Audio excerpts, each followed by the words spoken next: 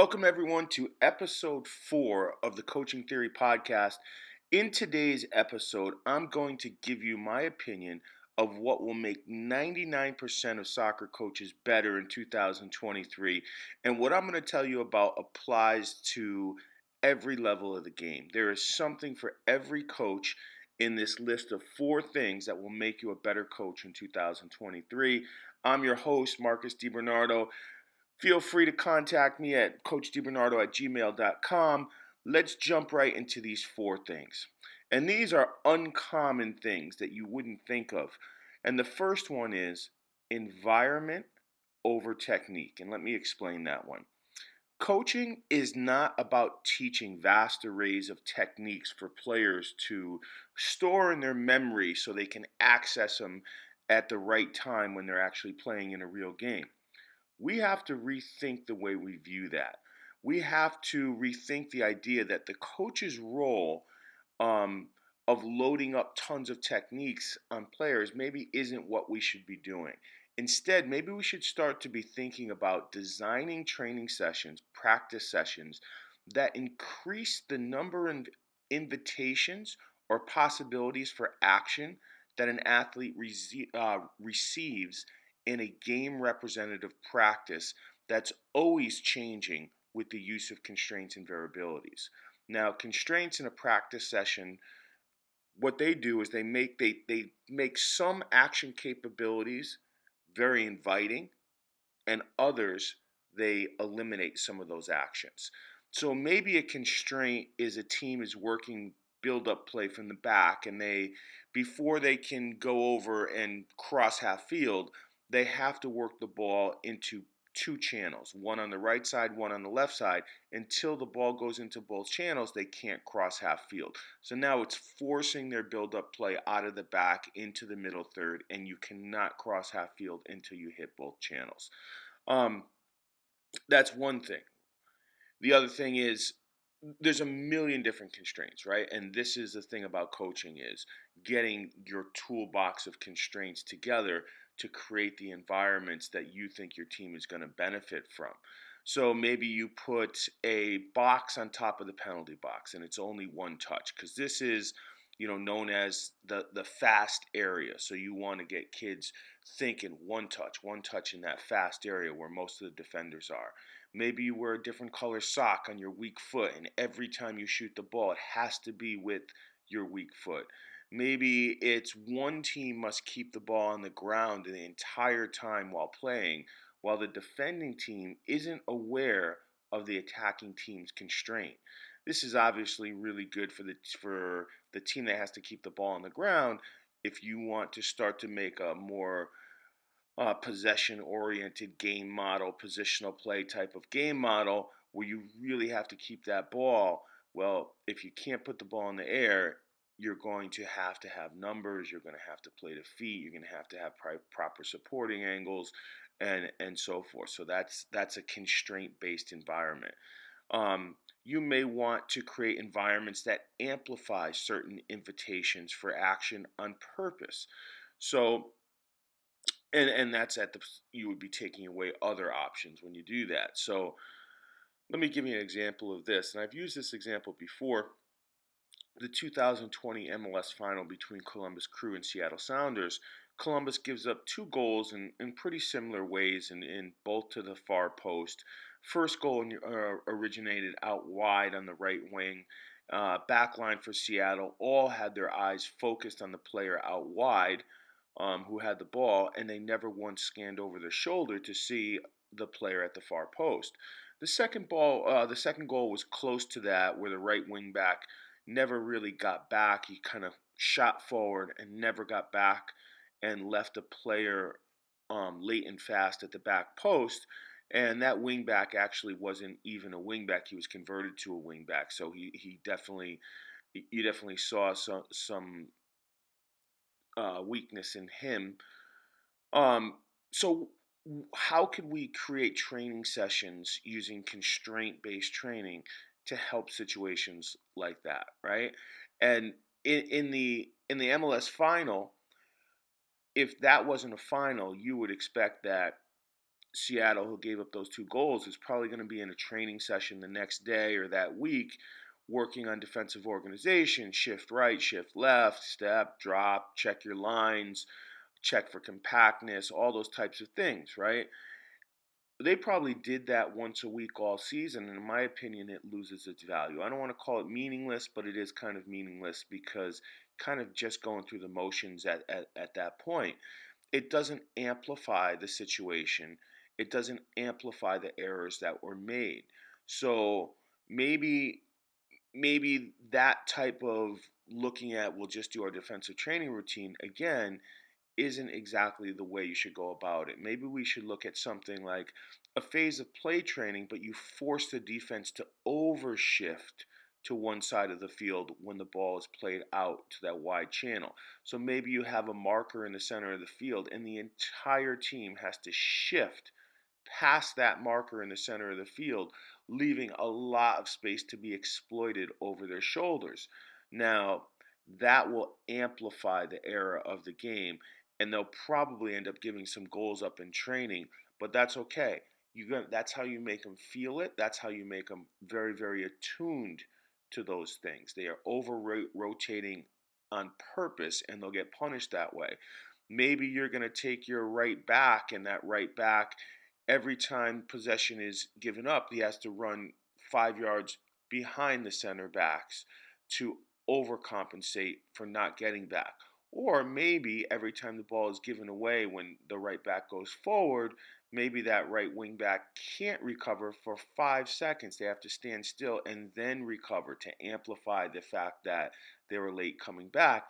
Maybe you take that right back and you have him play center back for the week to feel and to get the perspective of what it's like as a center back to be connected to a right back. Maybe you take your center backs, and because they never scanned, because they never looked over their shoulder, either of them, maybe you make them play center mid for the next month in some of the training sessions. So basically, what that does is it changes perception and it changes what the players are attending to. And ultimately, when you change perception and you change what they're attending to and the information they're getting, it changes behavior, right? And they can couple their actions in real time to the information from the environment. Now, environments with constraints can also be called unstable training environments. They force players to come up with new solutions to solve ever-changing environments. Players have to find different ways to be successful. Maybe it's 7v7, 7v6, 6v6 plus 2, whatever it is. Maybe it's one touch for the first 3 touches after possession is regained. Maybe it's no straightforward passes and no square passes, forcing players always to support on angles. Maybe you use constraints to open up the desired action of a specific game model. Say we cut the corners out of the field because that's a low percentage area to be in, and you can't cross from the corners, obviously, or you can't go into them. Whatever the unstable training environment you want to create. Now, when you create these environments, the players are going to experience new ways to create technical and tactical solutions that are not taught by the coach. And this is massive. Now, because everything doesn't have to be taught by the coach. The coach is not teaching players how to adapt technically or tactically. The players are learning from interacting with the environment, these unstable environments, as they couple their actions to the new information as they're exposed to. Um, they couple their actions to the new information from the environment, these ever-changing environments. I mean, it's a big point. So to summarize, point number 1, focus on creating environments for technical and tactical exploration in game representative trainings that can be changed with the use of constraints. Design exercises that are game representative with a wide array of invitations for action possibilities. Don't spend your coaching time using rote learning and programming technical skills or pre planned solutions in non game representative trainings. I would lean far away from things like pre programmed patterns or unopposed low quality information exercises. Number two, that will make you a better coach in 2023. Redefine the term decision making in the player development process. When we look at the game of soccer through the lens of ecological dynamics, it tells us what we it tells us that we should look at decision making in a different way. Decision making is not the athlete processing information like a mathematical equation where A plus B equals do action C. The athlete is not recalling a solution from their memory or retrieving some previously learned pattern that will be the answer to the puzzle in front of them. Rather, decision making can actually be seen as a singular thing, just a decision. Let me repeat that because it's very important. It is a decision, not a process. The decision comes in a real time feedback loop. The decision emerges. The decision emerges in real time, meaning the invitation for action comes about in the feedback loop between the player, the opponent, the teammates, the environment. The decision emerges from the perception and action cycle. So let me give you an example. The defender one moves one way, the attacker moves the other. The space is open and closed for invitations, action possibilities, affordances in real time. All the time, all during the time, the athlete couples their physical action to the real time information. This is what we call emergent decision making. The opportunity for action to make a decision is in real time. So it is not premeditated decision making um, that happens beforehand. Again, the decision to act is not coming from accessing old memories or solution patterns. Players can have multiple invitations for action available to them, though, at the same time. And this is where intentions come into play. The intentions of the player influence what action they choose. But obviously, the intentions are in line with the goals and strategy of the game. So if a player wanted to run off the field and just go home, that is a possible action. But that's not in the realm of their intentions. So the more skilled behavior comes from being attuned to the environment's information, looking in the right places for the information, and better calibration between the athlete's actual physical movement and the information that's coming in real time from the environment. You can only improve decisions by training in environments that are game representative enough, allowing the player to couple meaningful information to their actions. Trainings with cones all over the place and no real defenders, isolated training or scanning to identify colors but nothing else. There's no coupling of actions to the actual game information. These trainings, in my opinion, hold little value, if any. Unopposed trainings do not do much for invitations for actions and making decisions. So, as I said before, I'm not saying that one on one training with a coach is not beneficial. It is. But to spend team training time focusing on rote technical training, it's something that I wouldn't do. I wouldn't do, I would probably start to lean away from things even like shadow play because, again, there's no opposition and the information being given to the players from the environment is not game representative enough, in my opinion. Number three, the body follows the eyes. So, more skilled players are better at finding important information. Top performers are not all over the place with some random visual scanning patterns. Top players have more of a quiet, focused eye. They attend to areas where the information is more valuable for their action capabilities. They don't need perfect vision, 20/20 vision. They just need some idea of what is out there. So, if a player is attuned and attending to quality information, the body tends to follow the eye, carrying out the desired movement or technical skill with more success. Now, there's been studies in golf and baseball that when athletes' attention, their eyesight, is directed to a more information rich area, they're more successful in their desired result of carrying out a technique. Now, these studies had no instruction for the athletes for the execution of the technique itself. They only helped people focus their vision to a specific spot that was information rich.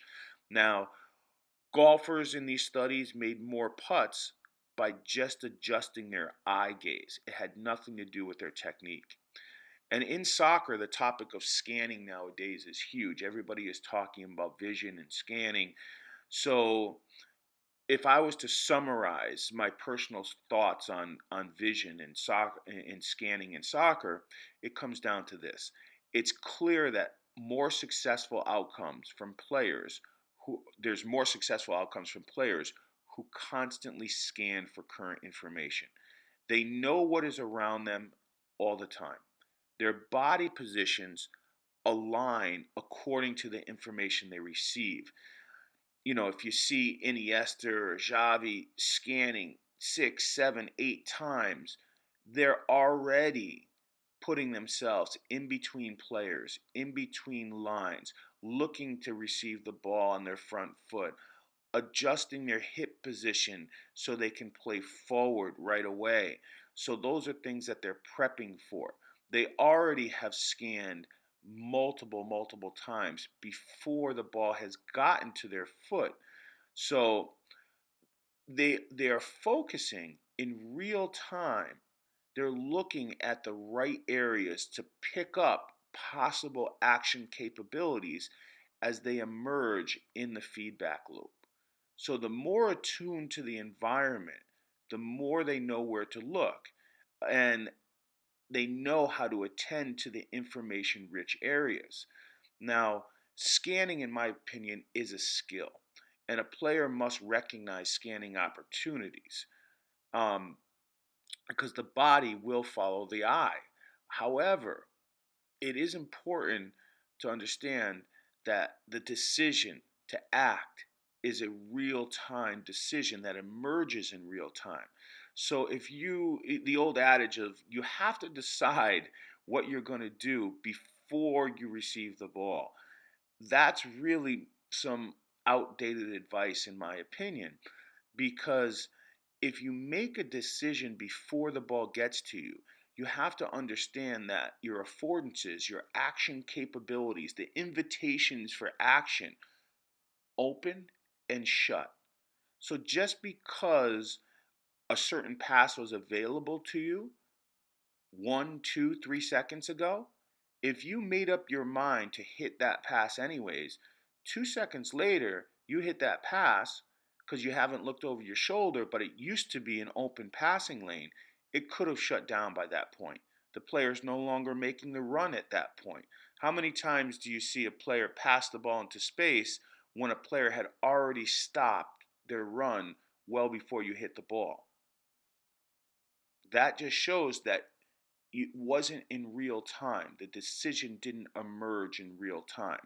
Now, I will say that obviously a lot of these studies with scanning and vision, they don't, in my opinion, take into account the positions on the field. Obviously, a center back is not going to have the same scanning patterns as a center mid. A right wing back does not have the same scanning. All these are different skill sets. Um, so a lot of these studies I would like to see more specific done positionally.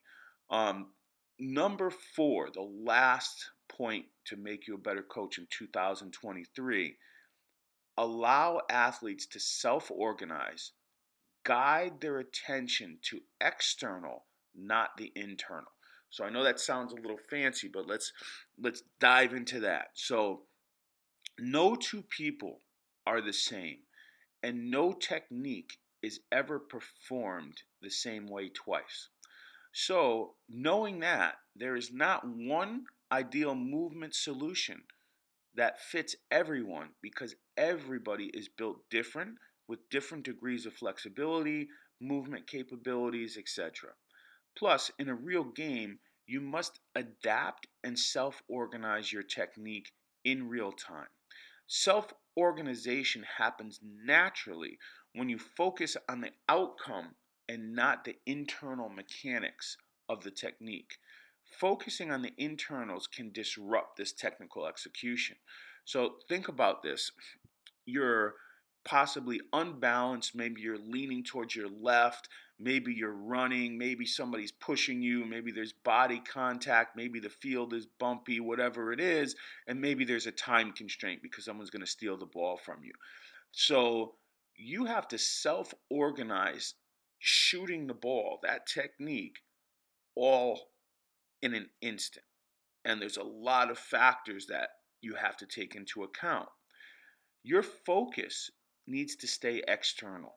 Your focus can't be on keep my toe down, keep my ankle locked, make sure my follow through doesn't cross my butt.